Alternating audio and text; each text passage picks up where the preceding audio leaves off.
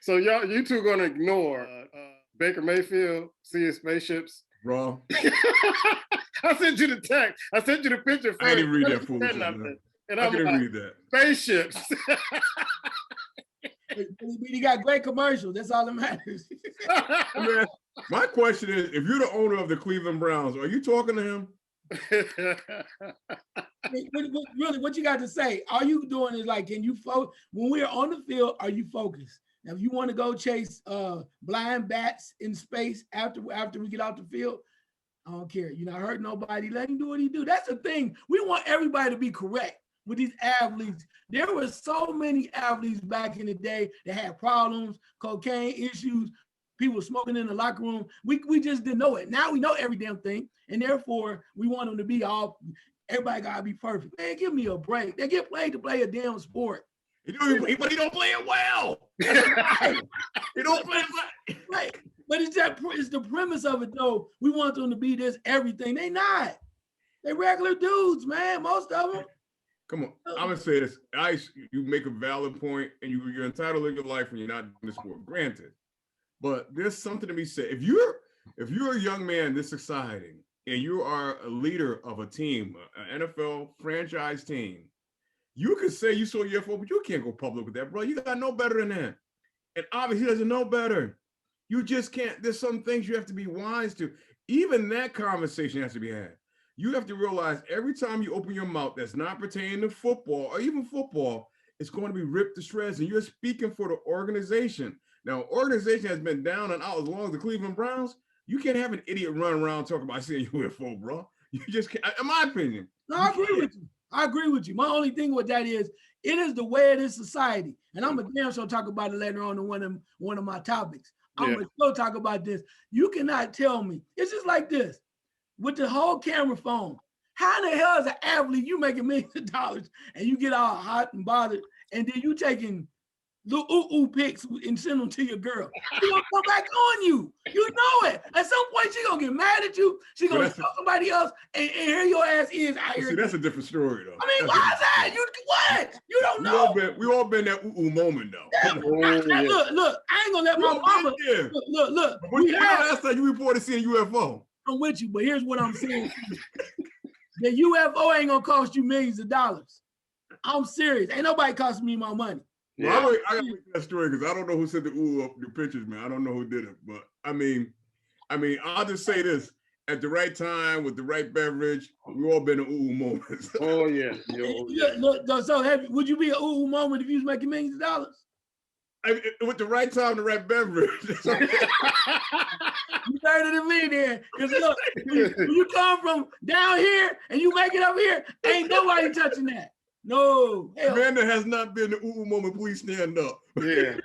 I didn't say, but when you make, it's like when you make money, like you just said. I agree. I agree. I totally agree. I just think when I look at Baker Mayfield, it's like, it'd be a different story if he has basically presented himself and has been executing the job. Bro, you haven't made nothing. I know you went to the playoffs last year. Don't let that go to your head and think, keep doing your commercials, keep your mouth shut, and realize you're the leader. You're the mouthpiece. You're the face of a franchise, whether you want to be or not. And UFO is not something you should be talking about. I think you and your girl. Right, but I think they too know that he's not the leader that they thought he was. I agree with what you're saying. It does make him a little quirky and crazy, but we already know. Ever since we said before about Odell Beckham, they got to get rid of Odell Beckham because of the fact that he does not know how to function. When an all-pro wide receiver is telling you, you should give me the damn ball because I'm that damn good. He doesn't know how to be a real quarterback to go, look, I'm going to take care of it. If I see you open, I got it like that. That's what he lacks in leadership. And he's never going to be that guy. He can't. I just said real quick. I even told y'all when Odell Beckham got hurt, I said they're gonna be a better team without him because old boy ass ain't tight. Yeah, I start thinking with this Baker Mayfield story is that because he's not the only one who said things out in public they shouldn't have said, and I'm like, well, these guys got money. they got access to get some good shit. That's some good shit to make you see some UFOs. You got Kyrie over there. The world is flat. It's not round. You got a bunch of them saying a whole bunch of stuff that you like, man, that's some good shit they on. To come up and say that and tweet it out and whatever. Yeah, I ain't got it like that where I can get stuff like that where I can see aliens and UFOs and stuff like that. Maybe I ain't mad at you. But Kyrie can say any damn thing he wants to, as long as he come out there and play. I don't give a damn. As long as he show up, as long as he show up, I don't care what he's smoking. You keep smoking, keep saging, keep Hare Krishna, whatever the hell you doing. Do what you got. Hare Krishna. I gotta admit with Kyle, I said that about a month ago. He can go on a sabbatical, what he wants to do. He come back and drop 40, 50. Your teammates will be like, all right. And he ain't hurt no women, no kids. That's true. And no old people. I don't care. That's true. That's true. That is true. Now, why you think I had to give up? I let the playmaker get away with some stuff. Anyway, that's another story.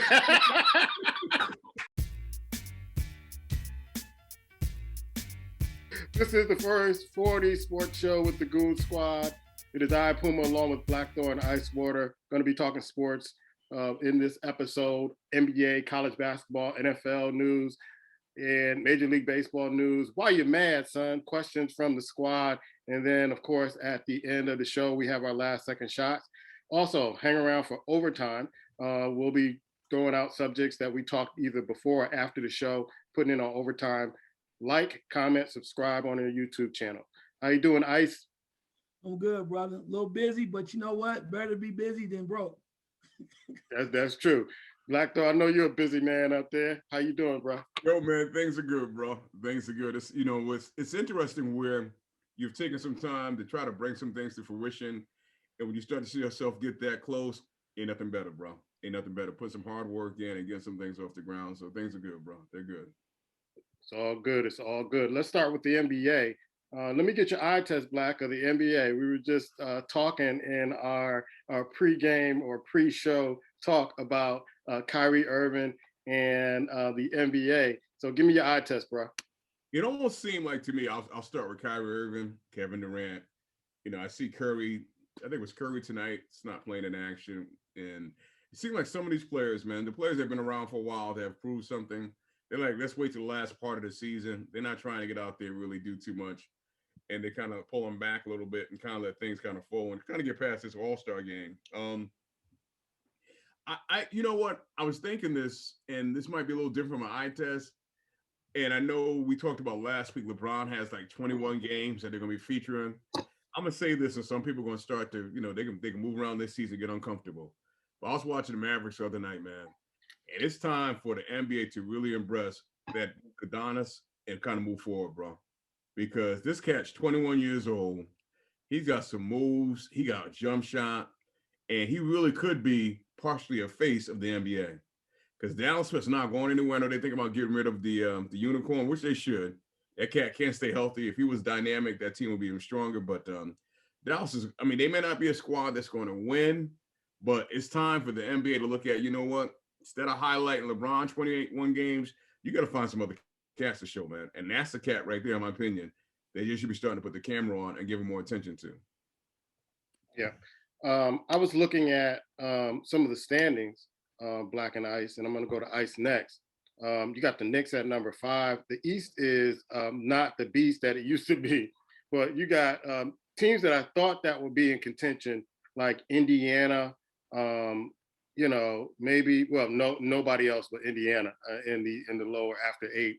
But you got Charlotte number 7, Toronto, they're number 8, just really trying to hang on. And I know we talked a couple of weeks about a trade they're trying to make with Laurie to see if they got any takers.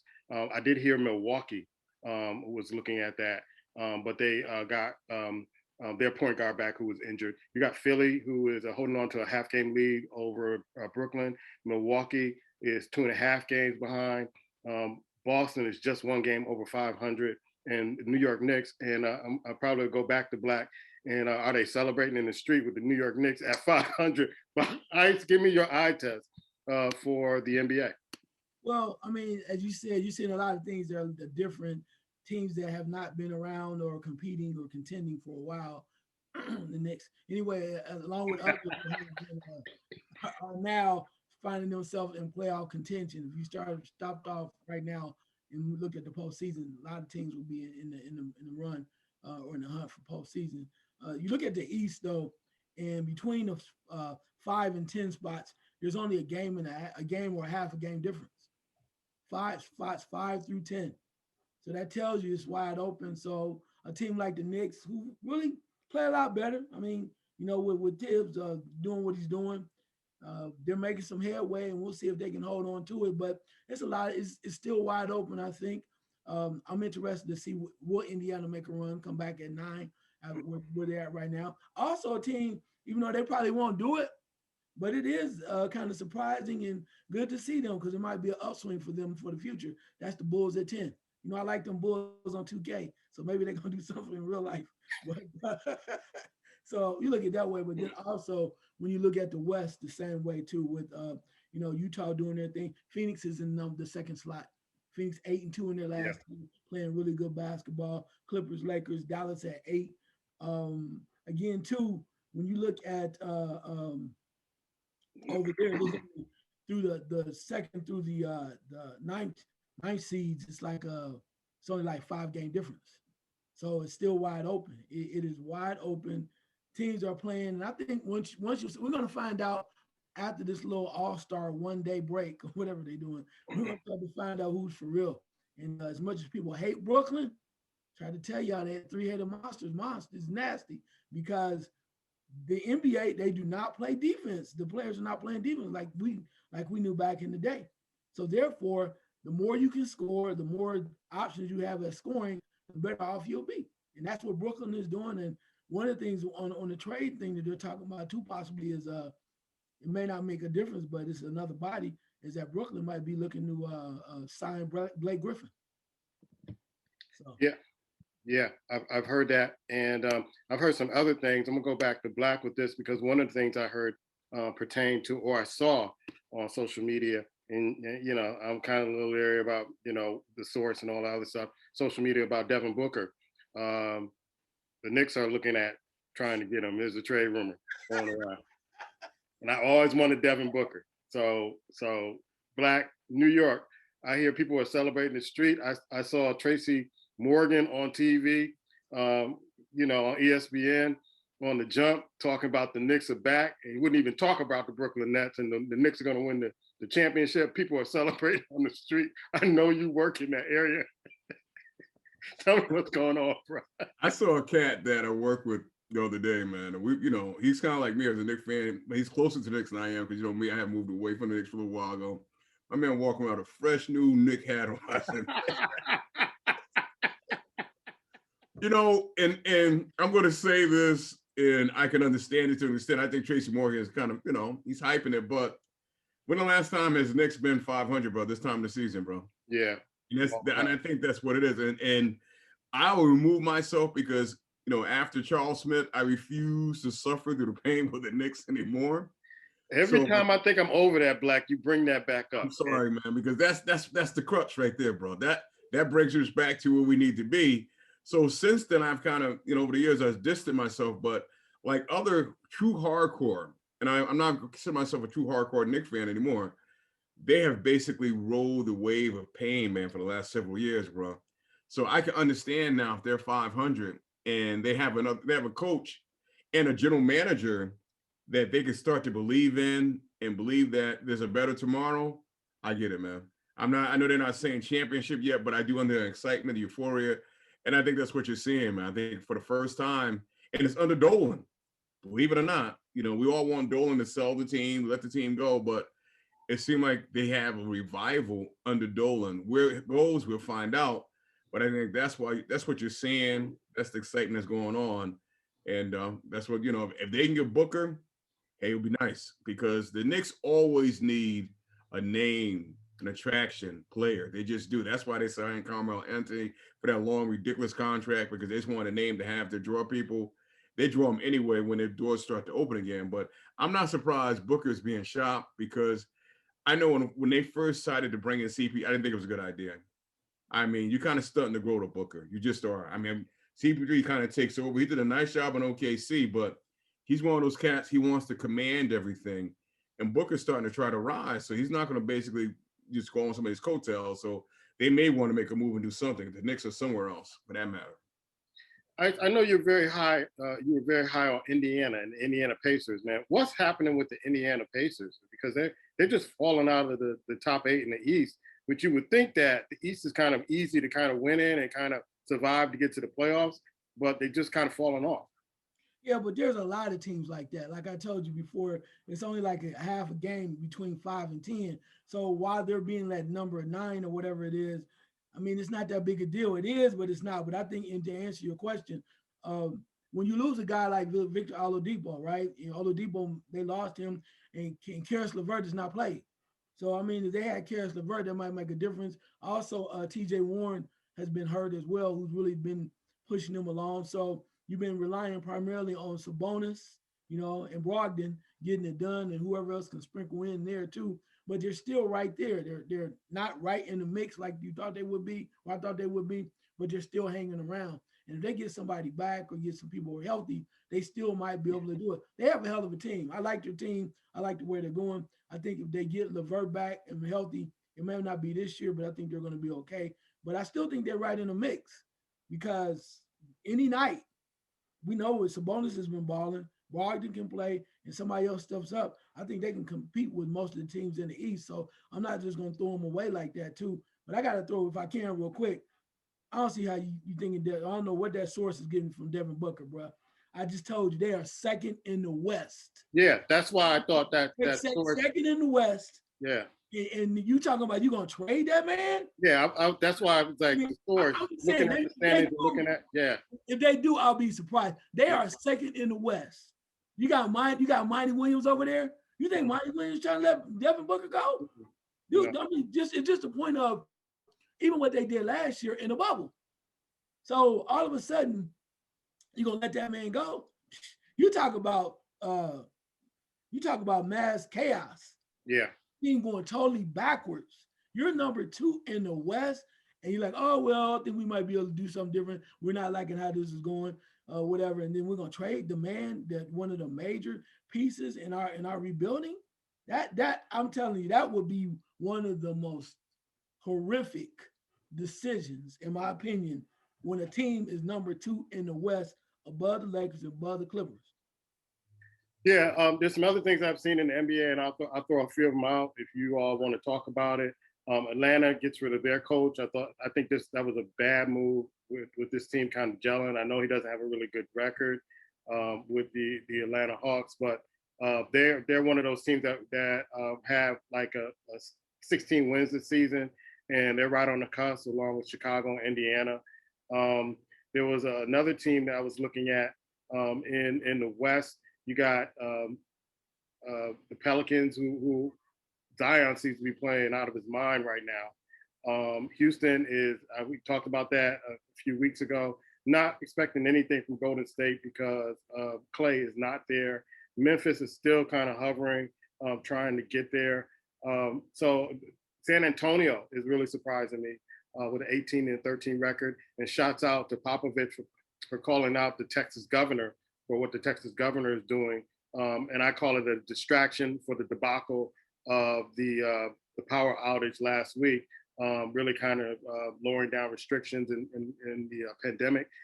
So there's also another story with LeBron James firing back at I'm not even gonna call the soccer player's name, but the soccer player was basically athletes should basically just talk about sports because sports unites and stay out of politics.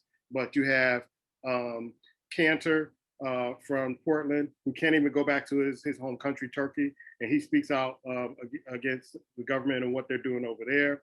You have Jeremy Lin, who has been reportedly attacked for being Asian or Chinese by folks in the G League. And LeBron, I thought, was eloquent, saying, hey, I got a school with students and they're going through issues. And so, yes, I do need to stand up and speak. And I know about these issues. I will continue to speak. Black, I'm going to throw it to you. I threw a lot out there. So any story you want to take on, you go right ahead. I'm going to say this, man.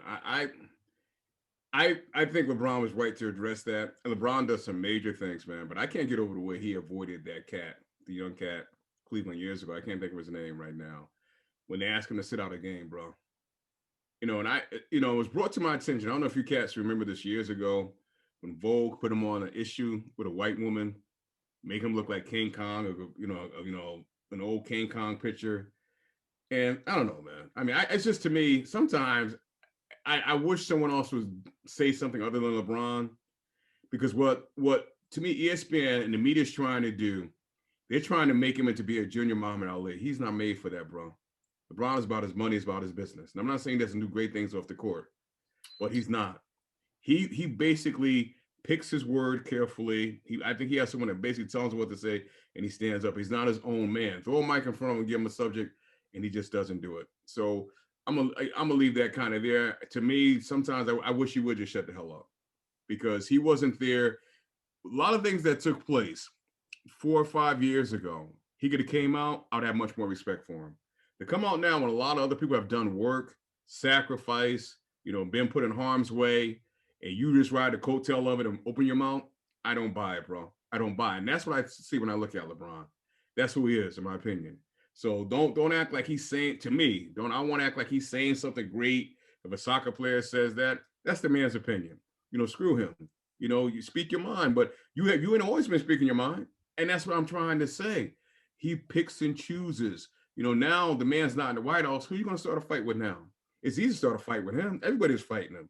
So you want to be on one side. No, when you had an opportunity to do something, you kneeled down like you ran away like a coward, bro. And I can't forget that, and probably never forgive him for it. And that's the bottom line. There's times in our lives where we got to stand up. I don't care how much money you're making. I don't care what your brand name is, especially if you're a black man in this country.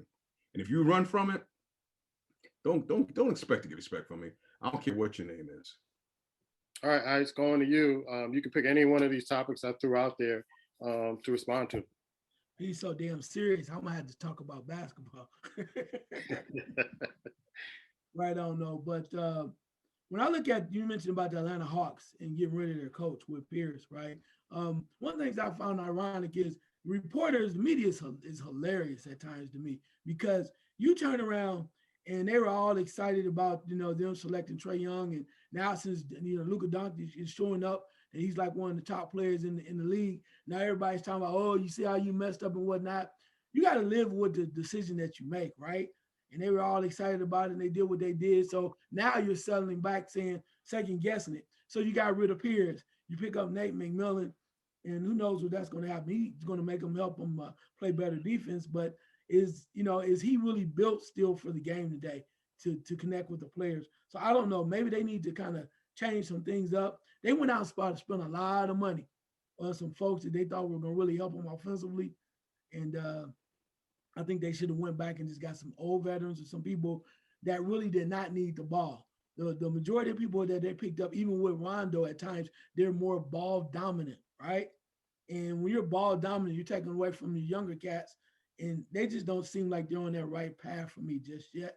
So maybe they need to get another coach, but they also need to be pay very close attention to their roster and start to have a nice mix of veterans and then younger guys too, if they really want to make a move. Because Pierce appeared to be doing all he could with that, but he lost them. He lost the team somehow or another. And you just can't have, as much as I like Trae Young can't score 49 points a game and lead that team. And when he did score 49 or a lot of points, they still were losing. So something's wrong over there for sure. Yeah. And I was a little surprised at the move, halfway through the season. But that so goes the NBA. Let's go to college sports. There are going to be two things we're going to talk about college sports. We're going to talk about a little bit later after we do our eye test and see if Black is still boycotting college basketball, not watching, not taking notes, and all the other stuff. But there's a new league, and I think it was mentioned maybe a couple of years ago that this new league was emerging because David Stern, the former commissioner of the NBA, was involved in it. And then in this article, it's saying all the other folks were on it too, like Carmelo Anthony and other people. So we're going to talk about that later. But let's do our college basketball eye test first. I'm going to go with Ice and first because I want to see if Black is what Black is doing as far as the college basketball. He said he's ready. He said he's ready. I'm not going to doubt it. So, Ice, give me your eye test on college basketball. There's some great games. There's a great game going on now where Michigan got popped by Illinois. It totally surprised me the way they got beat. But they seem to be taking it out on Michigan State tonight, the interstate rivalry. Your eye test, sir. Yeah, well, you know, I'm not gonna say anything he gonna get anyway. If you don't, it ain't gonna be new if you look it up. Because you know, I ain't giving out nothing. You can open up both your ears. You ain't getting none over here, bro. For real. You know, I'm very careful about when I make my notes, when I make my suggestions. Because I refuse to have you even get close to winning. I gotta do everything I can to keep you right. I just want to continue on with football where it was. Keep it anyway. But I just goes this way. A lot of great games over the weekend. Iowa, man, Iowa over Ohio State. I watched that game very closely. And Ohio State's been playing well early on, but with the 3 losses in a row, man, you lose to Michigan, Michigan State, and then you just get manhandled by Iowa. And the Iowa against Ohio State shows you what you're capable of. When they play the way that they did against Ohio State, dominant, playing strong inside, kicking the ball outside, playing solid defense, and running, getting up and down the floor, they're going to be a very difficult team to beat. You know, they look like the team that I saw when they played Gonzaga early in the year. For 3/4 of the game, they were right with Gonzaga. So I like them from that standpoint. And then, too, Illinois, man, over Michigan. And then you even have your top guard out, and Illinois goes to work. I told you I like them. I like the big fella in the middle. I like the way they go to work. I think they're going to be a problem for some people, particularly if the main guard comes back. There's going to be some problems for some people in the tournament. I like the way the grittiness. I like a lot of the grittiness of the Big Ten teams, but definitely got to talk about Villanova. Villanova, top-notch team, but losing their guard Gillespie for the rest. Yeah, that's a shot. That's a big hit. On MLCL, yeah, it's gonna be rough for them. I mean, they're still a good team, but the way that they beat Creighton, they kind of played on emotion, I think. But I think overall, it's going to be very difficult for them too. But when you start looking around, I tried to tell you, leave Kansas alone. You refused. You kept picking with them. I told you, Kansas is a team. They may not be the best team overall, but they have heart and they got pride. And they dropped your lovely Baylor. I know you love Baylor. I told you. I said, you wrestle with Kansas, you kick them out the top 25, and it's like you turn the machine on. They start going real fast, and it's like, oh, Baylor, okay, welcome, Baylor. Woo, got you. It's just, it's something about that squad, something about that school and their coach that he gets guys really fired up. They're really exciting. But the other thing, too, is you got to look at some things. The one thing I'm saying this, and Blackthorn, you should already know this anyway, but when you look at the breaking down of the tournament and you look at Gonzaga, you look at their wins, they beat Virginia, Iowa, and Kansas by double digits. Right. They are ready. But the question is, are they going to have a slip up or anything like that too? 2 other teams I'm going to throw out there real quick. Loyola Chicago's making a run. I know that's one of your squads. 24, they're looking pretty good as well. USC is 20-6. They play at UCLA coming up. I like the way that they work. And last but not least, Alabama is the actually SEC champions. So a lot going on there. Blackthorn, I hope you're ready, buddy. One of the things that I was checking out last week, you texted me right after the Baylor loss, and it was nothing I could say at that particular time because I thought Baylor would handle Kansas. But one of the things I kept saying, and I kept talking to Pop about Baylor, is that when you kind of put them in a half-court set, you can beat them because they're not allowed to kind of just run up and down the court. But they're going to be tough down the stretch. West Virginia has been tough. They've been playing teams that are tough. I know that Baylor is playing Oklahoma State, and Oklahoma State played Oklahoma over the weekend. That was a great game. But Baylor is beating Oklahoma State right now. Ohio State, it just seems like Ohio State doesn't have that like one guy. They have several guys that play really well. I think sometimes they're getting in these tough games late in the stretch. Who's going to emerge? That's my question for Ohio State. Who's going to emerge as the player that's going to kind of bring the game home? But there've been some great games. I was watching North Carolina this weekend, And I remember texting Pop over the weekend, like North Carolina does not deserve to be in the tournament, nor does Duke. But Duke is trying to hold on. Kentucky definitely not a tournament team. And so last week I was saying the Blue Bloods maybe getting in, but you got Michigan State getting hammered. They have a better chance to me than North Carolina and Duke.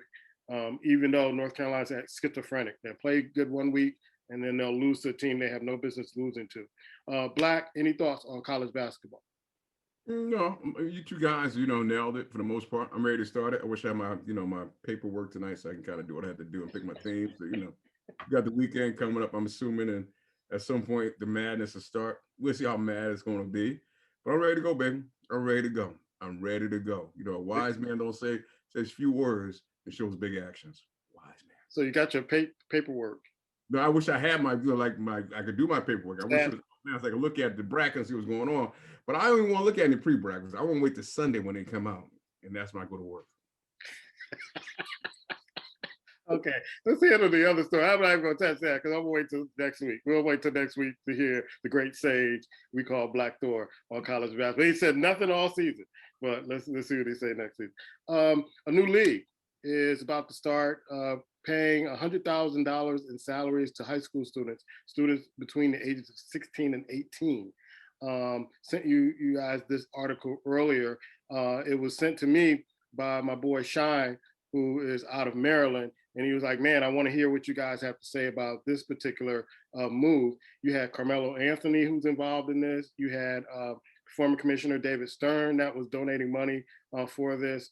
And one of my questions is, they keep saying in the article that, hey, we're not trying to hurt the NBA or the NCAA, but Black, here we go. It's to me, when you say 16, 17-year-olds, you going after college, bro. You ain't trying to hurt the NBA. You're trying to elevate the NBA, let's be honest. But to me, when I think about that first, when I hear, okay, 16, 17 getting $100,000, I go, wow, that can go sideways real quick with that type of money you're giving to a young man. But at the same time, if you look at the one and done players, for the most part, if you can catch them early and get a good influence on them and mold them to where if they do come in the league early, bro, I think the NFL, not the NFL, the NBA benefits. I do, man. I'm tired of seeing college players basically suck up a player for 1 year and they go to the pros, man. I'm just tired. They use them for 1 year. So, yeah, I like the idea. It sounds strange. It's out the box. I shouldn't even say it sounds strange. It sounds a little different. And I say that based on just giving that type of money to a 16-year-old young man. But outside of that, man, I like the fact that they get an opportunity to earn some cash, which they're not going to if they go to college. And if their skills are that good, yeah, they got a platform to go do something. Even if they didn't go to college, they can take that, maybe play overseas, but their fundamentals and their skills should be solid to where maybe one day they can play in the NBA. I'm all for it, man, because I'm tired of seeing young Black men go to these universities, care nothing about them, and make these white coaches a lot of money that basically cares nothing about them. Les Miles, I know it's football, but I'm tired of seeing that happening, man. And if they can find a way to short circuit that, I'm all for it. I was thinking about this as I was reading the story, how this is going to affect AAU ball. And also, there got to be some safeguards for 16, 18-year-olds getting $100,000 minimum and playing in this league. I guess the parents are involved. I know they're having courses for them to get their GED or to get their high school diploma as they're going through this process. But what are your thoughts about this? I'm torn, man. I mean, I'm all for them. That's what certain 16-year-olds or 16 to 18-year-olds want to do. I'm for that. That's what you want to do. You have opportunity to do it, great. But there has to be some safeguards for certain people because it's not for everybody. I still think that the creme de la creme, the top-notch players are probably going to still think other ways, do about other things. So, I mean, you look at somebody like a LaMelo Ball that came out, he didn't want to go to college at all. So somebody like that too, but I still think some of the top guys are still going to either go to college or go somewhere else or even to the G League or even across the waters to play basketball. And I simply think because of the factor that this league has to prove itself. $100,000 is a lot of money for a guy, something like that too. But I'm just a little torn because what are the safeguards? It's not proven who's running it. It's a lot of questions out there too. And then for some of these kids, they come out and the parents like, oh, we're gonna get this money. But what happens after you if you don't make it? If you don't make it, just because you come out and your uncle told you were great and you dominate your AAU little basketball league at the Y, doesn't mean you're ready to play in the league. And that's what we keep thinking like, oh, everybody's ready. It's hard as hell to play in the league, bro. Hard as hell. Been there, done it. I know a number of people that tried. I know people that made it, grew up with some folks and watched this too. It's not that easy. So I just hope that when they make these decisions, if somebody does decide to go, that they have somebody in their corner that can at least instruct them and guide them to make sure it's the right thing for them to do. I'm not saying if you don't go to college, that's fine too, but we have got to start to correct and make sure that these young men are on the right path. Because just somebody throw $100,000 at you and you never had that kind of money, that's great and all. But what happens after that? What happens after that? $100,000 not a lot of money when you're out there trying to do what you're trying to do, right? As far as you think about it, it goes real quick. You think about taxes, you think about other things, and how many people you're trying to take care of with $100,000. And I ain't even gonna say that C word. That's a bad word. But Cobra. Don't say it. I'm gonna say Cobra. But with so many things going on, and you don't have the right guidance, that $100,000 can go quick. And you got to be in shape. You got to be ready. There's so much going on when you decide to try to play in the pro league. And two, you're facing against grown men too. So when you start that league and like in the G League, you know, they talking about Jeremy Lin saying I'm not saying that he deserves to be called those names, but most of them guys over there, you think they really care? They trying to get that check, bro. And I'm granted, they might be, that's out the box, but just like you heard somebody before, somebody talking to one of the players, and he said the players called him a white boy. I mean, dude, welcome to the grown-up man's league. That shit happens. And it's going to happen. So the question is, what you going to do? So the whole point of it is, I just hope they're getting the right guidance if they decide to go and they're ready to go. Because there's no guarantee just because you come out and take the money that you're going to make it. Yeah, I'm going to keep a look at this story and keep a close eye on the story. Thanks, Sean, for sending me this story because I didn't see it anywhere. Let's go to the NFL. JJ Watt, aren't you glad you didn't go to Cleveland with a quarterback seeing aliens and spaceships? But the big news in the NFL is JJ Watt goes to Arizona, which he has teamed up with his own old teammate and a quarterback that he pretty much looked at the quarterback, talked to the quarterback with Kyler Murray and said, you know, I believe in you and that's why I'm here. I'll go back to you, Ice, on this one. What do you think about JJ Watt's move to Arizona? Well, I mean, for him, it's great. I mean, the weather's great, right? Team is up and coming. You playing with one of your former guys, and you're older, so I mean, you can't go wrong with all the things. I'm not sure what the tax situation is out there in Arizona, but it's a great move for him. You get out of Houston unscathed. They didn't hold you for ransom. They let you walk away by releasing you. I know he's happy as he can be. I mean, you think about it from that standpoint. So no, I think it was great for him. Like I said, weather, money, opportunity. As an older guy, who the hell doesn't want to be in that Arizona weather? I mean, what? What is there to complain about? Nothing. Yeah, good retirement weather, Black. Yeah, I mean, you know, it's interesting. When I first heard this, you know, the first thing that ran across my mind, and actually it was around some other cats that we were talking about it. I was like, does he want to win a Super Bowl? And I'm not sure if that's his goal. I do applaud the weather. The team is up and coming, the quarterback, but for 2 years, bro, are you going for it? Or you just want to play and make some money? And either one, I mean, his own personal choice, whatever it is, but I can't see going to the Cardinals if you want to put a ring on your finger. I just don't see it without it. I mean, I would have chose the Buffalo Bills, but it made me remember and think of years ago, and it's nowhere this close or it's on the same level. But remember years ago when Reggie White took off from the Eagles and went to Green Bay? Yeah. Yeah, and we never at that time were thinking, you know, what the hell are you going to Green Bay for? And, you know, he ended up getting a ring there. So maybe it'll work out. But when I first came across it, I was like, man, what is he? It's almost like he's just surrendering and saying, you know what? I just want to play somewhere for a couple of years and maybe the spotlight be off me a little bit, be in nice weather, make some money, and that's it. Yeah. I'm going to leave it with the NFL news that we're talking about. The Steelers are stupid. I'm seeing Juju doing crazy stuff. He's not going to grow up. You got to release Juju. And I don't know why the hell you signed Ben. I don't know if you want to talk about that, Black, but that's all I'm gonna say for the NFL. I'm seeing Juju getting hit with a boxer with a pad on, and I'm like, what the hell is he doing? What the hell is he thinking about, man? Yeah, Juju is it's the sad thing about him. I don't think he realizes, and he's young, and his agent should have probably pulled him to the side. He's hurting his value for the most part because he hasn't grown up. And I don't think he has, to be honest with you, I don't think that he's a hell of a receiver. I just don't even see him as, you look at it when what's name left, when they got rid of Antonio Brown. For a while, you didn't even call his name, bro. Yeah. If you take away his off the field antics and being a nice cat, riding his bike and all other stuff, he hasn't done anything. So it's not like he's gave himself a platform to kind of step out here in a foundation to demand a nice salary. And I think if anything, man, teams are going to run away from him because of his immaturity.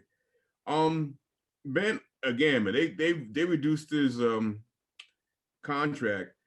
And I think it's more of a salary cap situation more than anything else, because if you didn't sign him, you're going to be hit with a salary cap for that number anyway, or maybe a little higher. So now you kind of get away from that for one more year.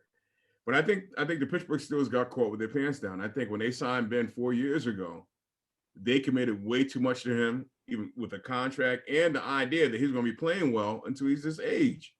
And they really haven't found a quarterback to step in.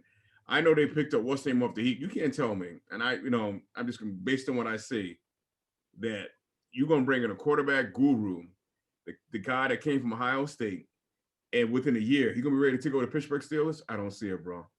I don't see it. And I think that was just a last effort to try something. But I think that even when they brought in the quarterback from Oklahoma State, when you realize he wasn't working, get rid of him and get somebody else in there. And they just kind of like just fell back on the sword. Said, well, we got Ben. And now you're stuck in a situation where you really have no other choice. So they had, in my opinion, to kind of work something out with a salary cap where it bring down, you just can't release him. And now you got a year. You give yourself a year to kind of fine tune, look around, see what else you can do. But I think they did this by default. It's not what they wanted, but it happened by default. Because I think they would really like to release him and move on, but they just can't. All right, so I'm gonna let you, if you want to tackle that story or any NFL story that's out there that you want to talk about, the floor is yours, brother. I appreciate it. I want to talk about the world's greatest football team. No, I want to talk about them. When you do this, usually Dallas comes up in the news the following week. So you know what? I'll take that L this week. Did you hear me? I will take that L for next week, and then that's great. But right now, I mentioned to y'all before that they was gonna sign Ben. They brought him back. They probably do feel like they have their pants, cover their pants down. But you got Haskins. They're gonna have to try to figure it out. They brought Ben back, and unless they have some more money or can save enough money to find another quarterback, they got to play the cards that they're dealt right now. Because we know by what they did, Rudolph is definitely not the answer. So they're trying to do what they can. And Juju probably was a number 2 receiver all along, right? But now you want to make him a number 1. So that's not happening. You got younger guys coming up doing what they do. So with that being said, they're moving on as far as that wide receiver concerned. But then Juju is probably just, I don't know. They might try to keep him and hold on to him and see if they can do something else. But they got a lot of questions that they need to answer because they went 11-0 and everybody swore they was all on their way. And then they got popped by the Cleveland Browns. So I think there's a lot of questions they're going to have to answer. And then honestly, we know Ben's going to have to play next year. Ben's going to have to play. And you're going to have to get Haskins up to speed unless you get yourself another quarterback. So that's what the question is currently. We will see what happens. But those are the cards you dealt right now. So, are you still the greatest football team? We'll see. But it's all. But when you give yourself that name, then it's amazing anyway. But that's okay. And the Cowboys and Dak Prescott are negotiating. So we'll see. It's just what it is. It's one of those things. But hey, it's not even football season, so what the hell? Boom, I have another story kind of built around the Pittsburgh Steelers, man. I was going to bring it up later as a question. If you want, I'll throw it out now, man. Sure. It's it's interesting because Mike Tomlin came out this week on a radio show and talked about how Eric Bieniemy, he was surprised Eric Bieniemy hasn't gotten high. He don't know what's going on, yada yada yada. And lo and behold, man, Shannon Sharp and other few people was like, yeah, Mike, that's nice you say that, but you've been a black quarterback for a long period of time, Pittsburgh Steelers, and your hiring record for hiring black associates, coordinators, is what?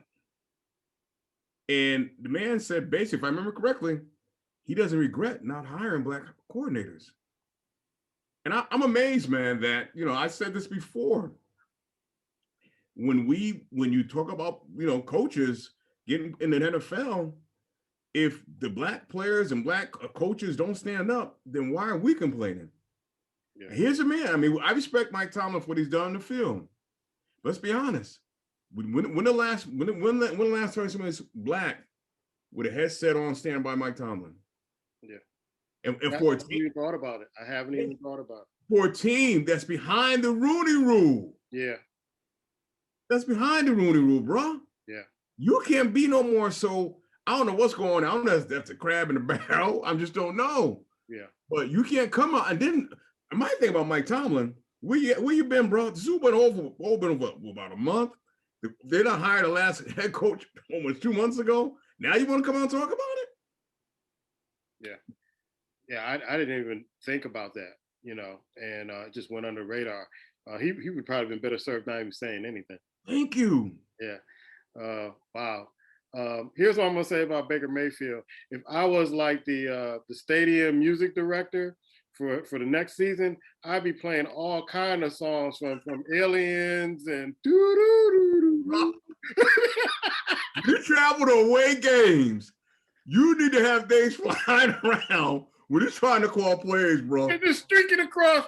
He's about to call a play. Oh, yeah, this is UFO. Aliens walking down the sideline. I had all kind of stuff. It's on now, baby. It's on. They're gonna not. When he starts messing up as a quarterback, they're gonna say he's not seeing ghosts. He's seeing aliens coming out.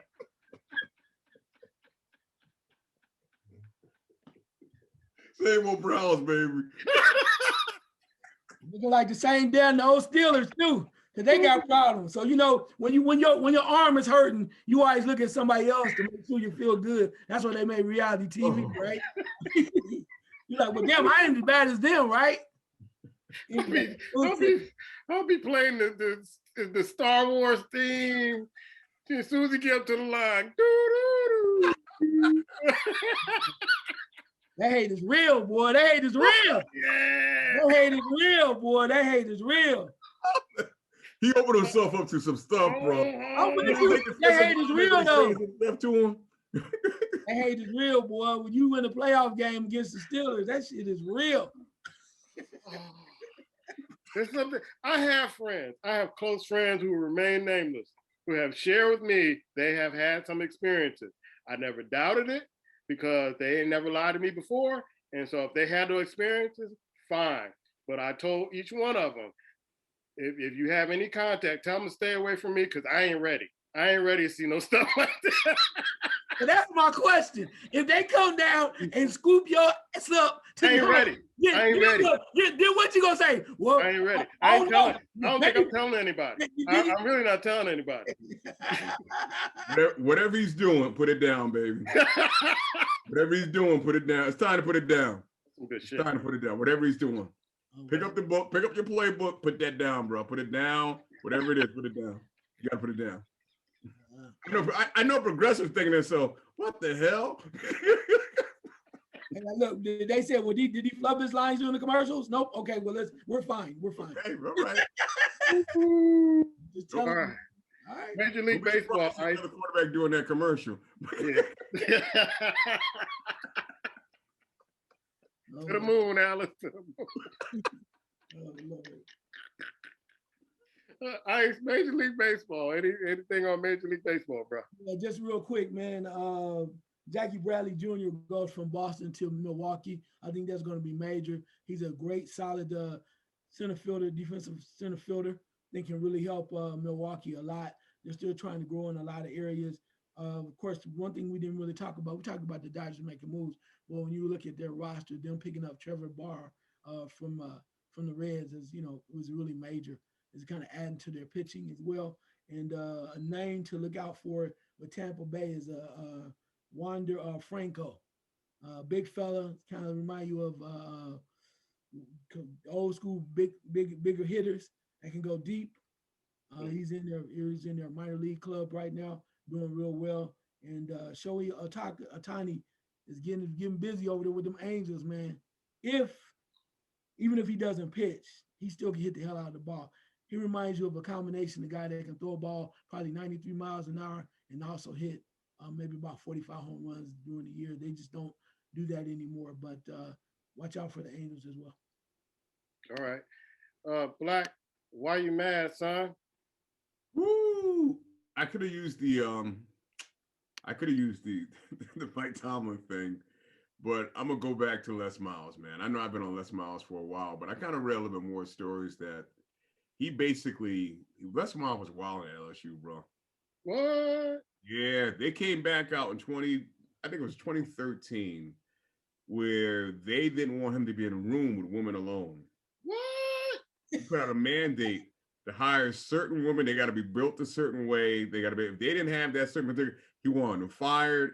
He was trying to drive women home, in his car one-on-one, trying to kiss them, trying to get them to go to hotels. So Les Miles has been out there, bro. And they say thing here, if we don't mind, I'm gonna do a cross promo in a sense where this coming, next episode of When Black Men Talk, we're gonna talk about harassment and flirting, because there's a big difference. But I think men has confused the issue over the years and not understanding what pure harassment is and think they're flirting when they really are just basically going way beyond, man.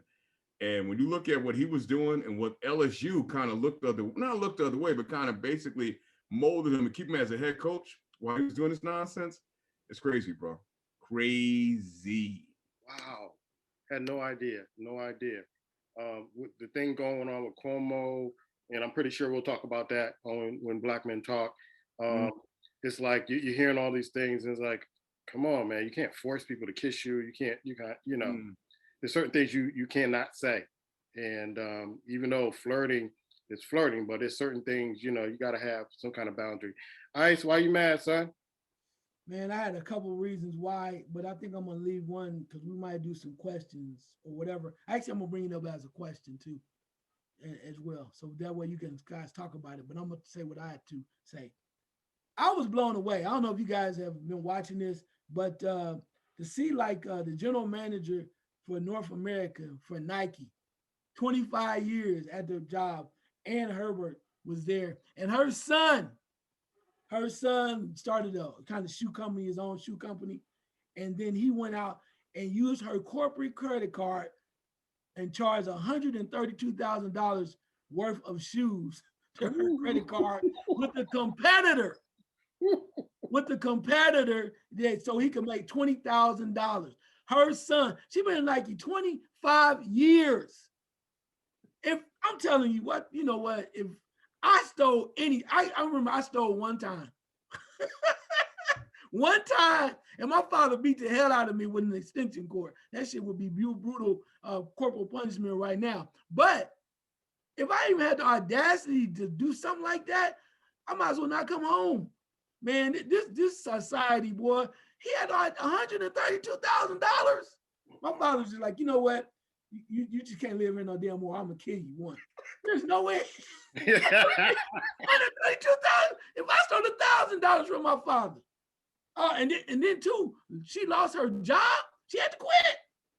Man, dude, what the hell is this world coming to? My father lost his job. Oh man, he just come home and just choke the living shit out of me. He was like, you know what? I'm tired of taking a break. Come here, just keep whooping my ass. I'm trying to tell you. Certain things I don't get, man. Maybe I'm old school and I'm old. I don't roll with that. But certain things I knew with my father, that shit, it just could not happen at my house and me live to tell about it. Seriously. I'm going to say this because we have a Twitter account at Goon Squad Sports, and folks are still, one of my buddies who is talking about Tom Brady is talking about, he's not this great of a quarterback. They've been going back and forth, and I'm in the loop. We're in the loop of this kind of Twitter war between the Tom Brady fans and folks that are supposedly Tom Brady haters. The Super Bowl's over. Can y'all just leave Tom Brady alone? I'm tired of hearing about Tom Brady. It's over. Okay. He won the Super Bowl. He won 7. It's like they have some kind of special relationship with Tom Brady. Like you actually know him. And just like the great line in A Bronx Tale, if your daddy needed rent, would Mickey Mantle pay for his rent? Will Tom Brady come and pay for your rent or do anything for it? You're buying his jersey and all that stuff. Great. We're just fans. Tom Brady don't know you. Wouldn't know you if he passed you on the street. Let it go. Hey, I got one. Can I say one thing real quick? Yeah, please. Nate Diaz will pay your rent. My boy from USC will pay your damn rent. Yeah. He sure in the hell would. Anyway.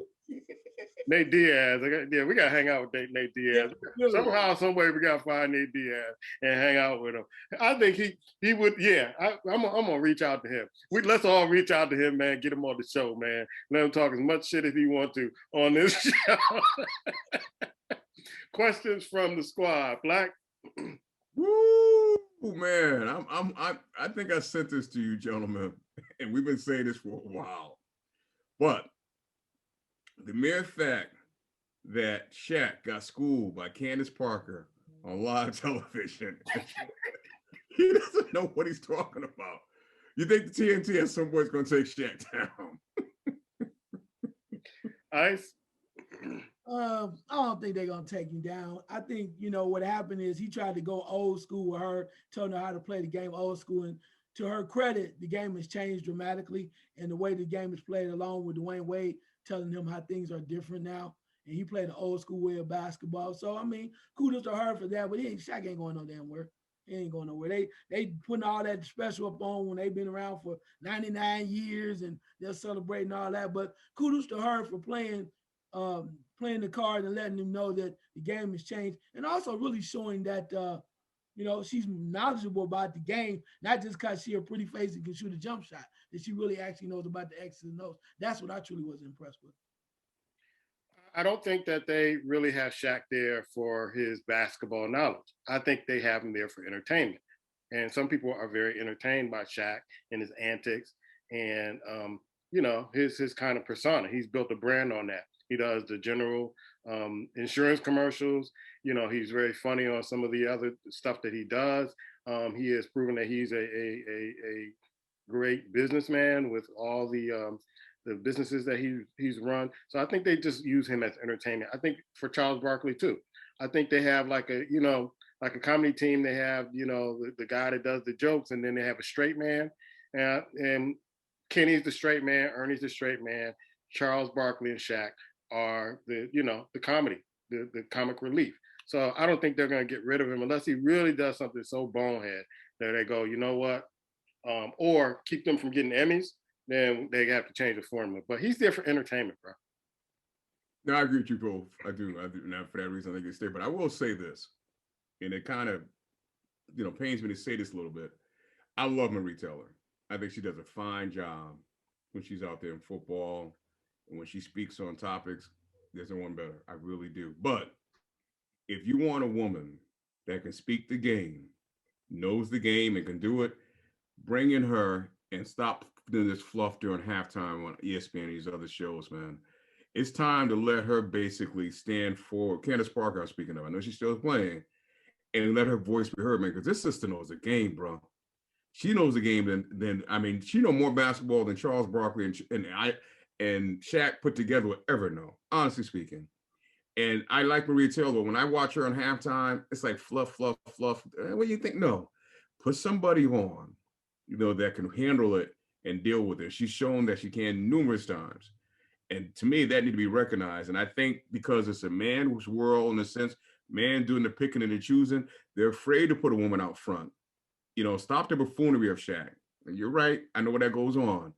But I'd rather have her by herself with Kenny talking about was just what I just saw, and have Shaq and Charles up there going back and forth, man.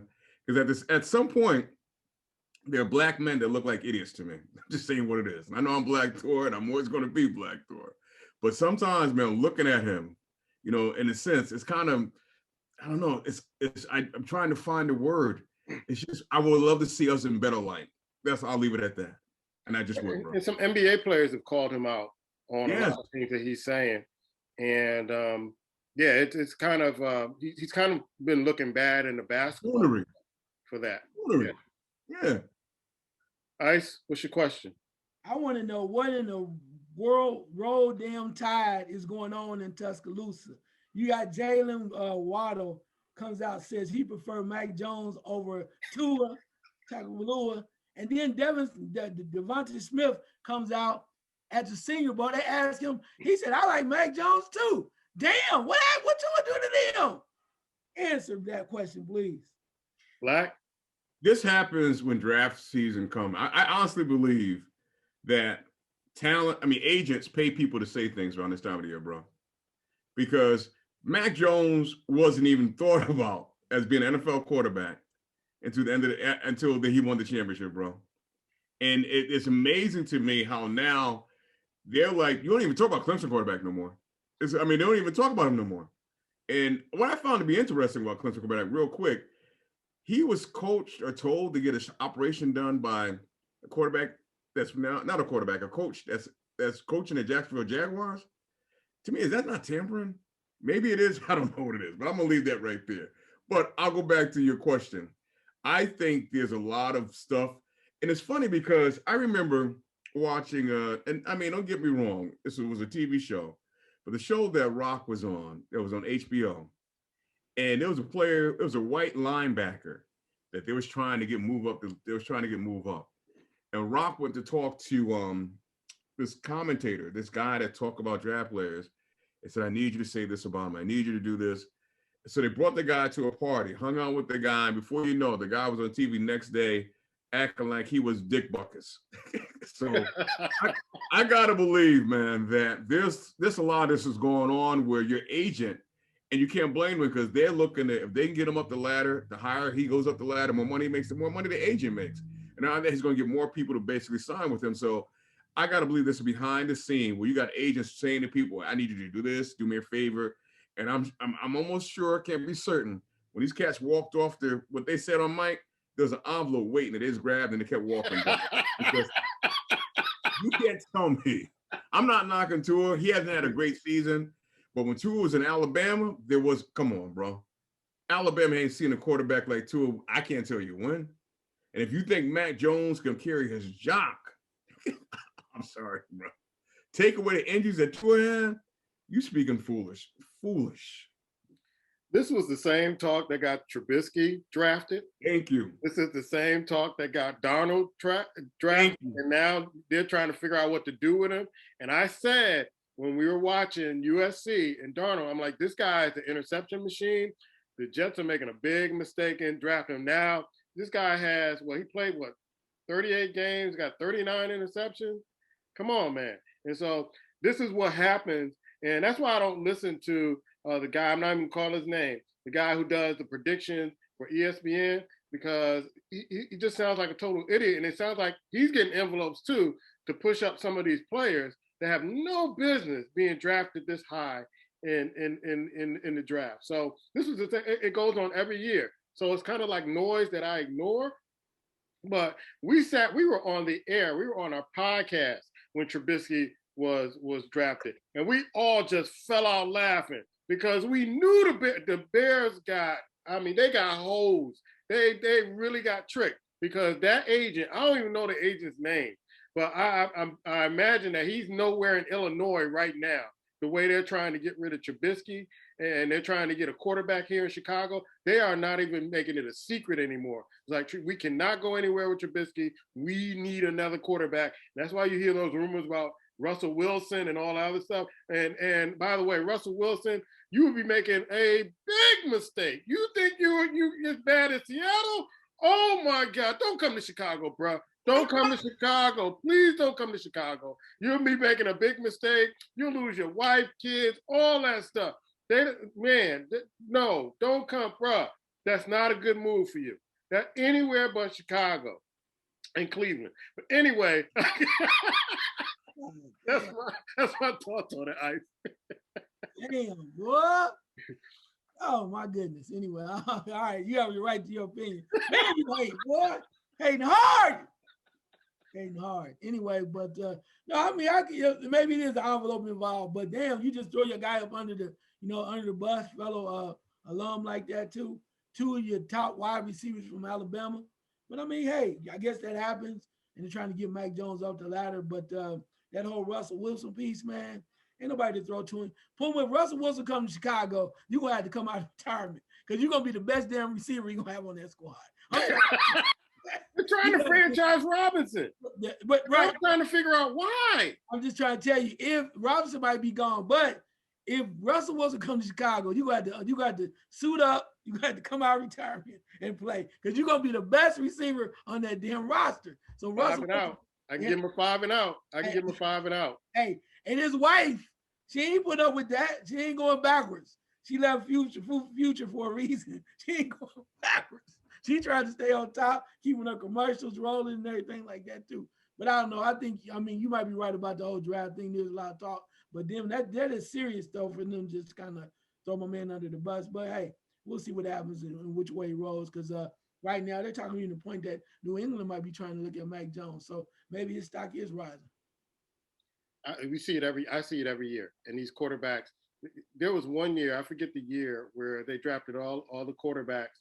And all those quarterbacks from that draft, I think it was the same year Darnold was drafted. All those quarterbacks are either traded or gone.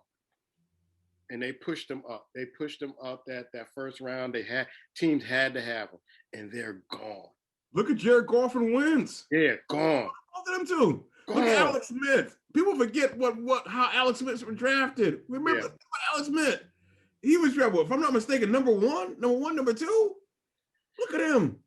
I mean, the laundry list goes long, man, long. White quarterbacks coming out of college. Let's be honest. This is what they get. They get all the ingredients and everything thrown at them, the dust, and shine them up and prop them up, because they already know they can't on their own merit, their own value. They won't be taken high. They wouldn't be. And you're right. And that's what I'm surprised these general managers haven't figured this out yet. You got scouts out there. You can't sit down at tape and figure out this kid can't. This guy's no good. You didn't see Jared Goff. You mean to tell me the Rams really? I mean, I know it wasn't the same head coach. Did not see Jared Goff. They didn't see him. You didn't tell me the Eagles didn't see Wentz. You saw none of this when you was pre-drafting him. None of it. And don't even talk about Sam Darnold. Are you kidding me? The Jets wanted him 2 years before he came out. They were eligible to come out. They knew they wanted him. It was how? I think they were tanking. They were tanking. Yes. They were tanking to get him. People forget that. It's like, really? Are you kidding me? So yes, I mean it goes on every single year.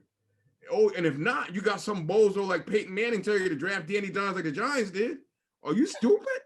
Draft him. Or he went to my football camp. That doesn't mean he can play in the big league, bro. He can't even run out the way of his own foot. Let's be honest, man. We see it all. And that's why you have a plethora of bad quarterbacks in the NFL. They're a good quarterback. No, if you did right, good quarterbacks try to find. How about you just take your time and try to find one? No, because you keep letting these bums come in. You're paying them high money when they don't do nothing. Look at Jimmy Garoppolo. He may not be in the league in a couple of years. Look at him, seriously. 49ers want to get rid of him in a bad way. He played 6 games in the Patriots uniform. And they're ready to put him in the Hall of Fame. Hall of Fame. Actually, he played 4. He played 6 with San Fran. They gave him a big contract. And they're like he's Hall of Fame ready. Are you kidding me? If you're white, you got the right agent, bro. This time of the year, they're going to do right by you. They will. They always think with that one white one to come out and take over. We haven't seen it in a long time, bro. Long time. Yeah, here come those comments about Tom Brady again on Twitter. But another question, Black? Woo! This one might ruffle little feathers, man. There's an article. I should have sent it to you guys. I didn't get a chance to. But your boy, the commentator, ex-coach of the Golden State Warriors, came out slinging on a podcast about a week ago, claiming that a lot of stuff that was said about him in Golden State wasn't true. And that, he didn't have the run-ins, he didn't do this, he wasn't telling players to pray and all this stuff.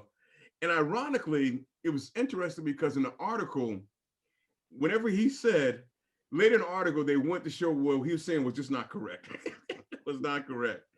And he did have what's his name come to church one night, and him and his wife act like they prayed for Curry when his ankle was bad. His ankle had improved. But before Curry went to church, his ankle was already better. So I'm going to drop that out there with saying that. Now, did he do himself a service or a disservice doing this podcast? Because if you read it, what team is going to hire him now?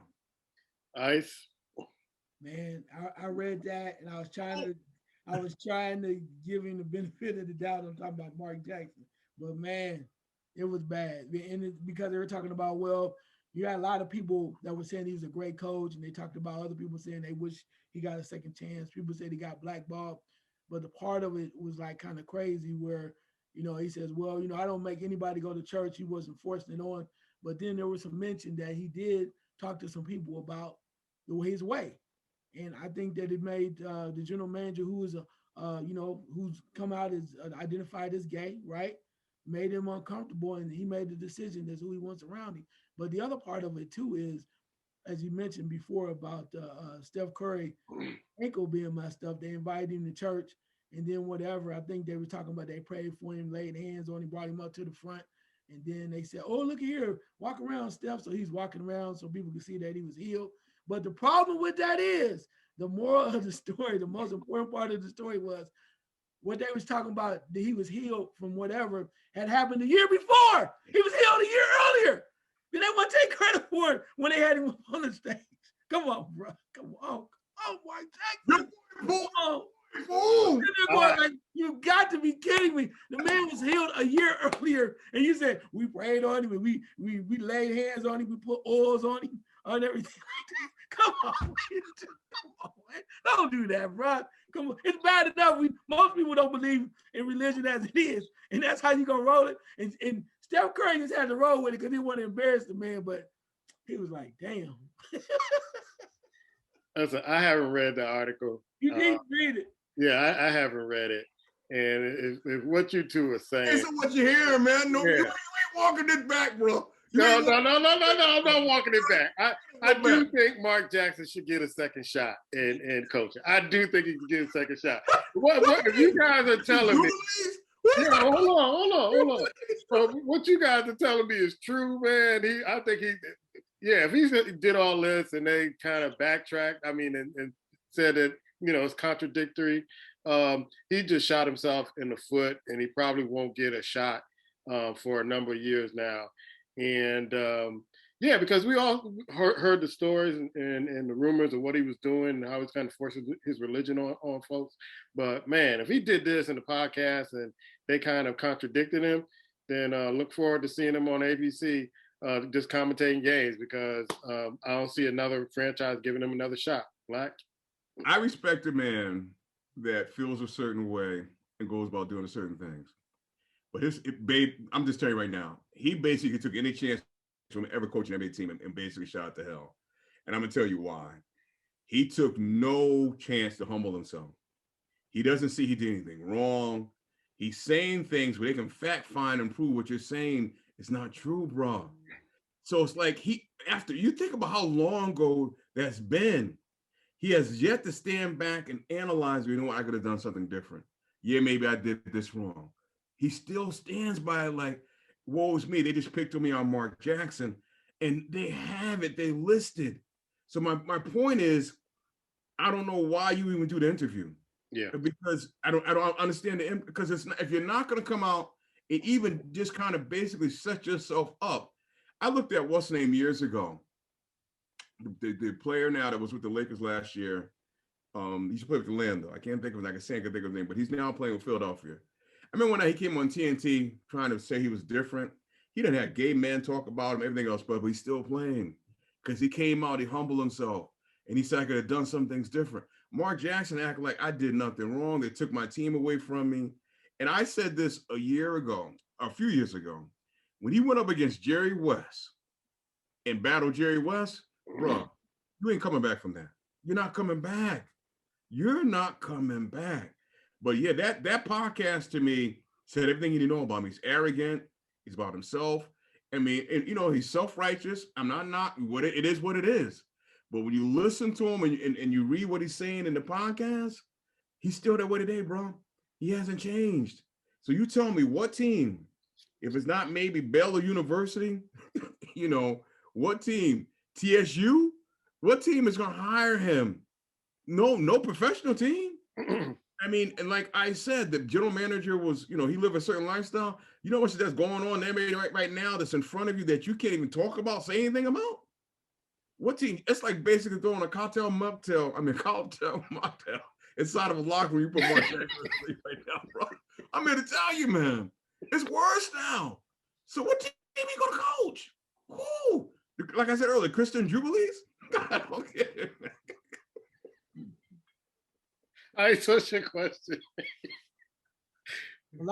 Seems like a long time ago, the college basketball brethren were celebrating these two great coaches, these two brothers, Sean Miller, Arizona, Miller at Indiana. And now it appears that the media's turned their back on them, saying that they may not last the rest of the season. It's time for both of them to go, particularly now this is even without Arizona, the re-sanctions and everything. They're just talking about the way that the teams are struggling on the court. Your thoughts? Black? That's it. You know what? It's like when somebody, I don't know who said this. I can't remember who. But somebody said winning is the best deodorant. Right? If you stop winning, baby, it stinks. My man was caught with his hand in the cookie jar, but he was winning. Oh, the deodorant was good, baby. He smelled good. All of a sudden now, there's a problem. I mean, so come on, man. Let's get real. Winning. Win, baby. As Al Davis said, just win, baby. When you ain't winning, you got problems. Big money, big problem. No, you got big problems. You're not winning. That's all it is. Win, baby. Win. Yeah, I was reading an article in Yahoo Sports, and they were talking about the two Miller brothers, which they seem to be out at Indiana and Arizona. They were also talking about Patrick Ewing. They said he may be able to kind of stay there because he's a legend, and that it's hard to kind of get legends out, and he is kind of bringing that program back. So, but the Miller brothers, I don't think they're going to survive.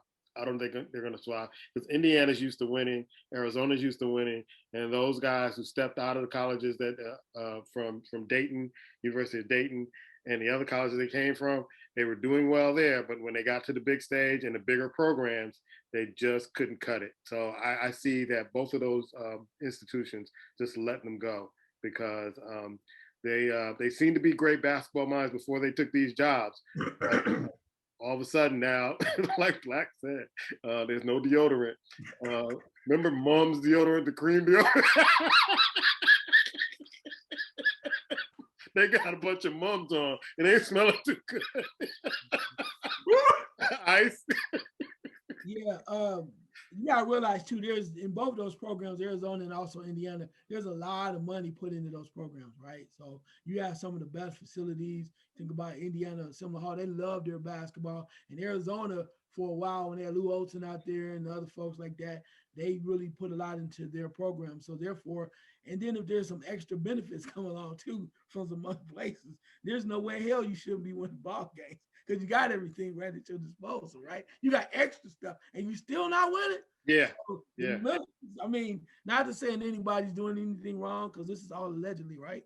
And because the FBI gave you everything and then you still can't prove it. Anyway, that still blows my mind, but that's how they operate. But with all of those things and all of those intangibles going on, you still can't win. Yeah, it might be time for both of them to go. At least taking vacation together. Yeah, because I think of Shaka Smart. You know, he did an upgrade. Texas is in the mix. You know, after a few years, he was kind of shaky a little bit, but he got them in the mix. So, but the Miller brothers, it's like, if you ain't cheating, you ain't trying. They cheated, they got caught. Now they can't cheat anymore. And you know, at least one of the brothers, they you know, allegedly. All right, not second shot, Black. Ooh, my last second shot goes to Serena Williams, man. This young lady, the tennis player, I'm not even gonna say her name because she's strong. She's kind of handling your butt to you, Serena. And I think it's finally time that you realize that you've done enough and find a way gracefully to kind of remove yourself. You have a young daughter. I know Puma called me sexist before, I'm gonna tell you, but I think you need to spend more time raising your daughter and stop trying to basically achieve something that may never come your way again. I rather remember for what you accomplished than to see you going down defeat currently. Ice, last second shot. Yeah, I'm gonna talk about Black Thor's favorite guy, LeBron James. I'm not sure if it was him or somebody on his team, but we found out now that Florida A&M is going to be the first school that's going to be outfitted, HBCU to be outfitted with the LeBron gear. So all 14 teams at Florida A&M, along with the marching band, will be wearing the logo. So they get all of the gear and the logo and the whole nine, and that's, you know, with the apparel and footwear. I think it's major because it's HBCU. Hopefully they should do more of it. I think about when Ohio State was outfitted with LeBron gear because he's from Ohio, wanted to come here. They got a locker. He has his own locker at the arena and all that too. Long time ago, they outfitted the Ohio State University athletic program. And to see that a school like Florida A&M that had been outfitted by Nike for a long time is finally getting some just due. Hopefully that will open the door for others to be outfitted as well. Good shots. My shot is we didn't talk about boxing today, and that was on purpose. There was a fight last weekend. Now I'm going to name the boxer. Still not fighting anybody. Ice texted me and said, "Hey man, you watching this fight?" I'm like, "I'm not watching this fighter because he's not fighting anybody." Now there's rumors that Fury and Anthony are still trying to figure out what date they're going to fight. Hey, but the UFC has a great card this weekend. I'm gonna leave it right there. Winter Night Wrestling, baby. They still rolling. You got Nunez. You got, you know, all these great fighters in the UFC. Boxing, y'all better wake up. Y'all better wake up. That's our show for today. Check us out on Overtime. There's some stuff that I'm going to bring up on Overtime that is pretty funny coming from when Black Men Talk. We were talking about our mamas last week. And I thought of some funny stories about my mama and that I want to share because I saw an old commercial about Big Wheels. So stick on Overtime and a funny story about my mama and Big Wheels. We'll see you next week.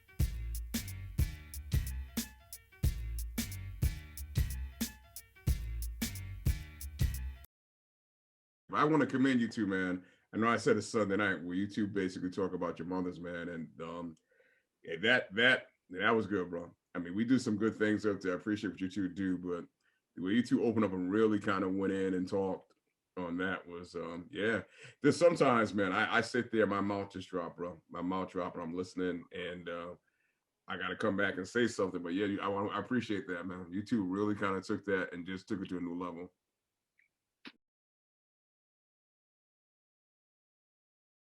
You remember Big Wheels? Yeah. All right.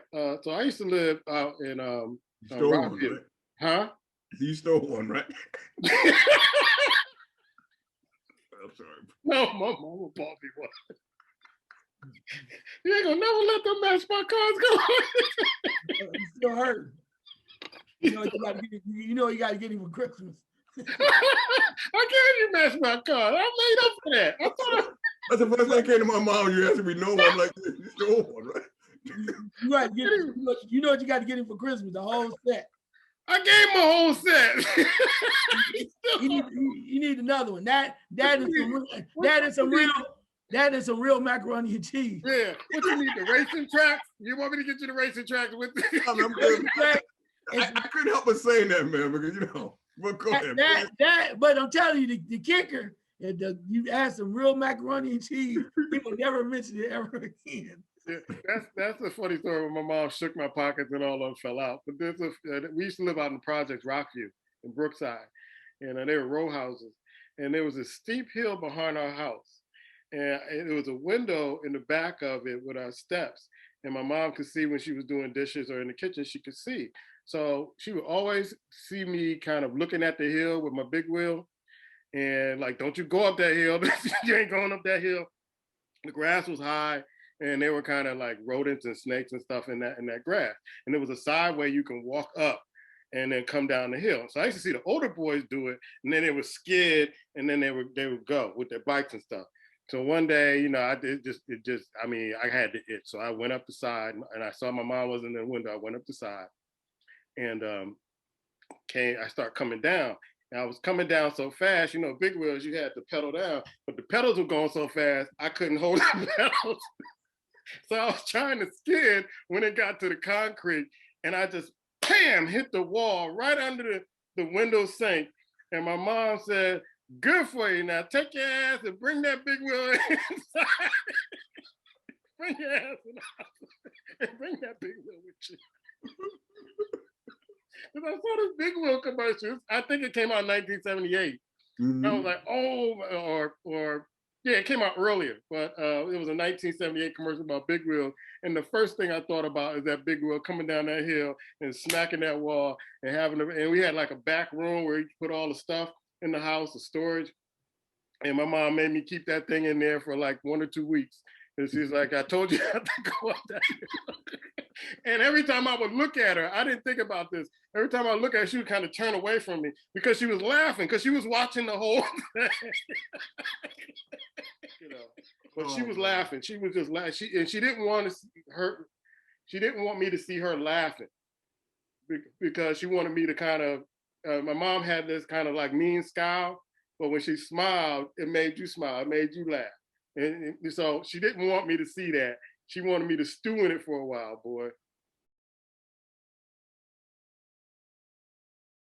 Yeah, we're definitely towards the end of the show, we might bring up that Mike Tomlin thing on Sunday a little bit. Yeah, but that right there, man. About that. Huh?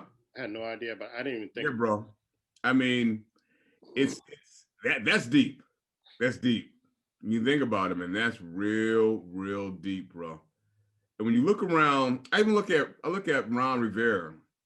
We said, it's gonna be tough for her. But Ron Rivera hired a black sister as assistant football coach. What is Mike Tomlin doing? What is he doing? I mean, other than, being the head football coach, he's like, close the door behind him. I'm in. I'm good. Yeah. I got mine. You get yours. Yeah. And when you were talking about it, I was wondering, are the Rooney's got to be aware of it? Are they behind it? The rule is named after her. Yes. So how do you not? Hey, you know what they saying? We got ours. Yeah. He the head coach. We met our quota. We got ours. We came up with the rule. We introduced it. What else you want me to do? You want the whole staff to be black? You want us to sell the team to African Americans so you can feel good? They like, you ain't said nothing else to us. We only had 3-4 coaches in our whole existence. So we got our brother for the long term. Y'all can worry about the other stuff among somebody else. It's kind of like Al Davis. I ain't hearing it.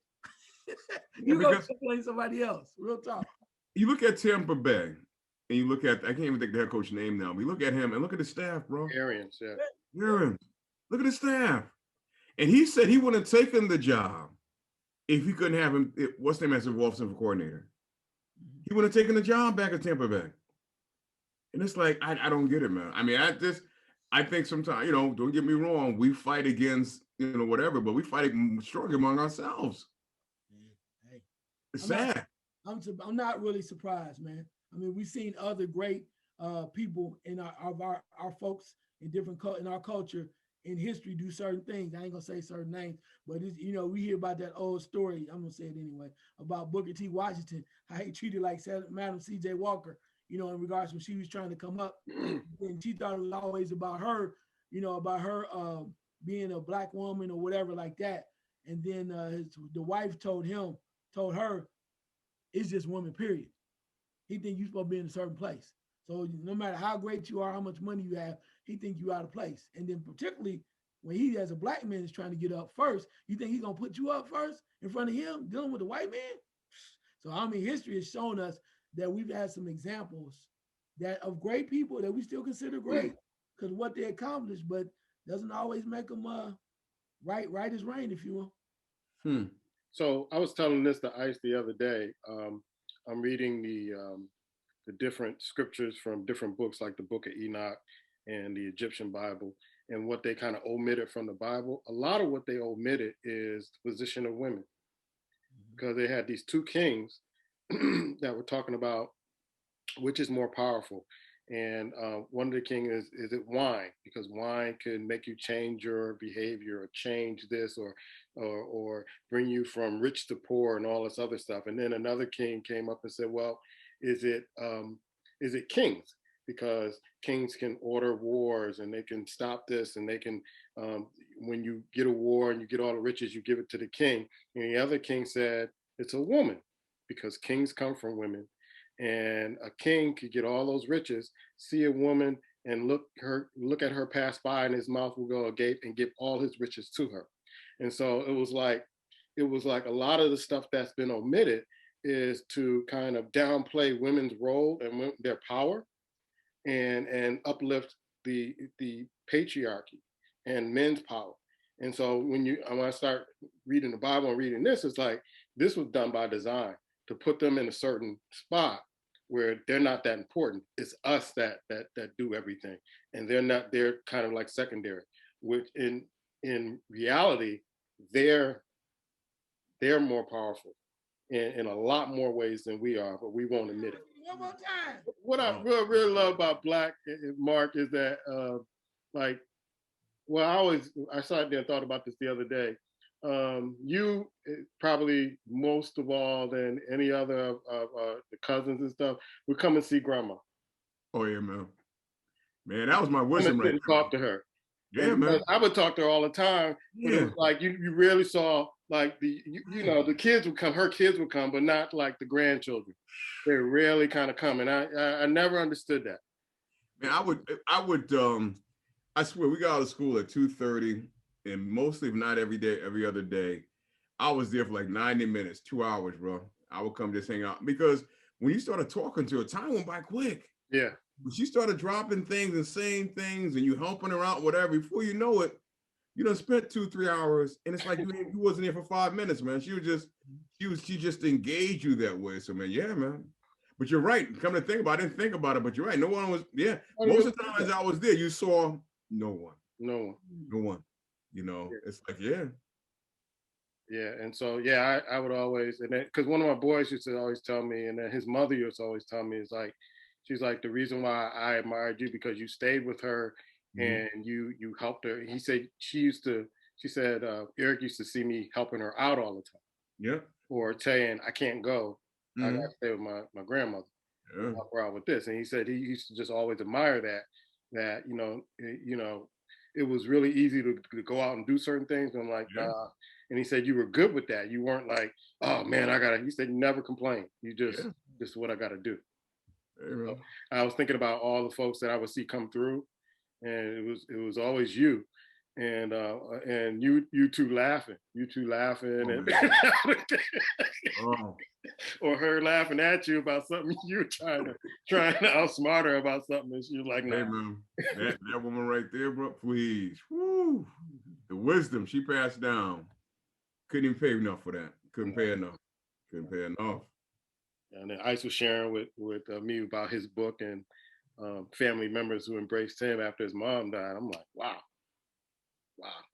You got a book on your hands, bro. I'm here to tell you, man.